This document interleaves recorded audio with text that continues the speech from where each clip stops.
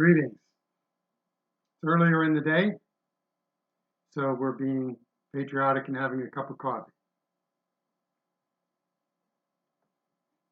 Thought of the day, really commentary. Again, I don't do specifics of specific events. Necessarily, I might reference them, but that's not that. This is more just to talk about our larger concepts, to remind me and to remind us ourselves that we need to put our views, our understandings into the larger concept of what do you believe and do your values drive you in your spending, in where you spend your time or your money. Disney has a man in a costume in the princess shop. Do your values drive you? You're going to take your children, particularly your daughters, to see that a woman is a man. Is a man, are you going to do that? Or are you going to say, I'm not giving my money nor exposing my child to that? That's just an example. Back in the conceptual realm of this country and our rights and our structural construct, because July 6th, the words of the Declaration of Independence are reverberating. The Constitution, which was developed and ratified in 1789, was crafted and created to strengthen government for our good, while continually, in different ways, limiting power of government.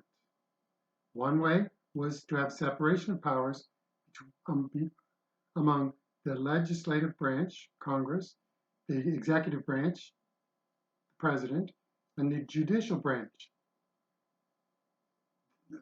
ultimately the Supreme Court. What has happened, it also has separation of power, federal government, state governments, opposite, or a check and balance. It also has limitations on governmental power, rights, and authority by affirmative declarations of what we, the people, individually have as rights, by no means the end. Also, a history of judgments that have buttressed that, supported that.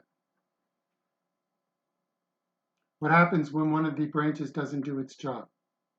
Staying with the simple, talked about it, we've experienced it. Congress did not do its job of withdrawing authority for the president to engage in the military actions in Afghanistan and in Iraq after a certain point, such as, for example, after Osama bin Laden, after we got him, after we killed him. Well, Congress should have gone back and said, here's your new authority, which includes handing over that power, leaving. This is not about the president. The president was Obama, the president was Trump. Neither one of them could get out of that. They were stuck. What was he going to do? Just abandon it?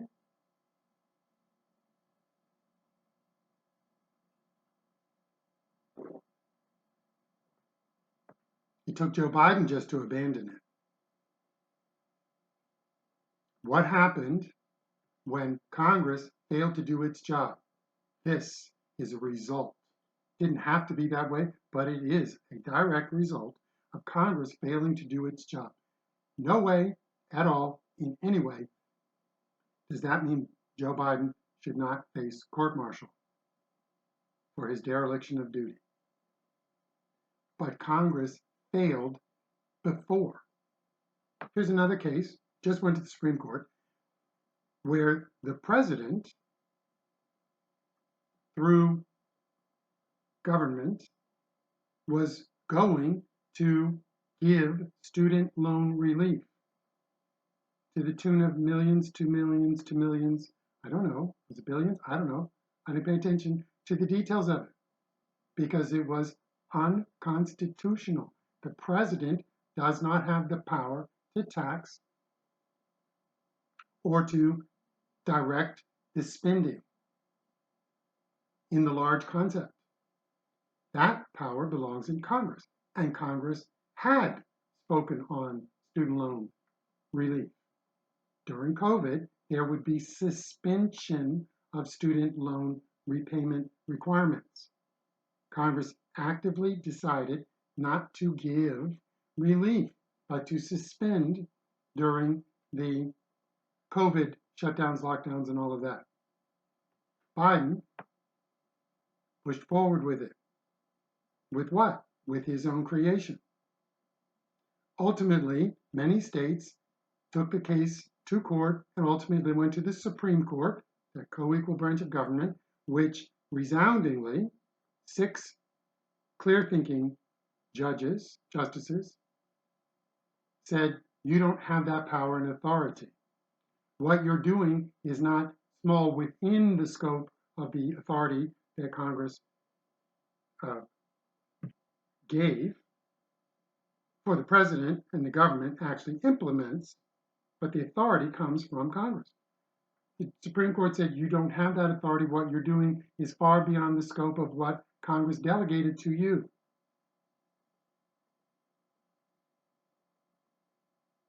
So the Supreme Court stood and said, you don't have that authority. We are in dangerous times because we have many people, Joe Biden, whoever's running, whoever's got their hand up Joe Biden's back, and the people, so many people in government, they don't think they need to wait for laws. They think they can craft and impose guidelines, requirements, things that without legitimate overarching authority given to them under our elected legislators' development of law. They think they can do it. We have Congress. That was an example. Another example is immigration reform. They don't do it. It is a perpetual thing. Why? So they can get reelected. The ones who say they want it, they continue to keep it there. They don't develop it. The president also, of course, in his court martial, will be tried and convicted for his abandonment of his responsibility to protect and defend the Constitution and the borders of this country. You have 3 justices on the Supreme Court who don't understand the Constitution. So basic, they don't understand it. They're saying, oh no, he could have done it. They want more of that. The danger we now have is there are so many on the outside who didn't take the loss and the lesson by the Supreme Court, who are calling for, again, to stack the court, to change the Supreme Court. You've had, because of questions of ethical actions or unethical actions or whatever, again, about or that were with some of the justices of the Supreme Court. You have many of the talking mouths, they get paid to talk, but you have some in Congress saying they should draw up code of ethics. Congress, what code of ethics does Congress operate under? When they do it, the Supreme Court can look at it, say, how does it work for you? You have all this insider information. You don't conduct yourself ethically by not engaging in stock trading. You're going to talk to us. You have no basis, no standing, and no, you are not equipped because you don't act it out.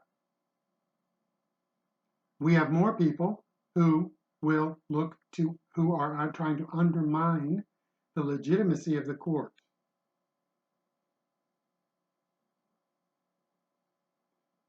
We are in danger because if they succeed in that, then we will not have any more grounded the authority about what is constitutional is in the court, ultimately, and we will, believe it or not, for them, they will be sorry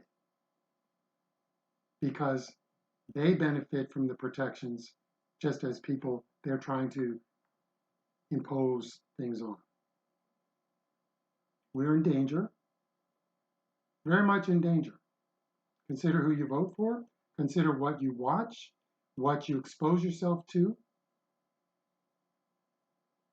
consider where you put your time and resources.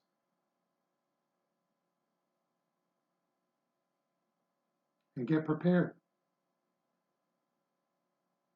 The armor needs to go on. We're going to fight for our country or we're going to lose our country. Son of Liberty 2020, amliberty2020 @gmail.com, thelibertyhub.com.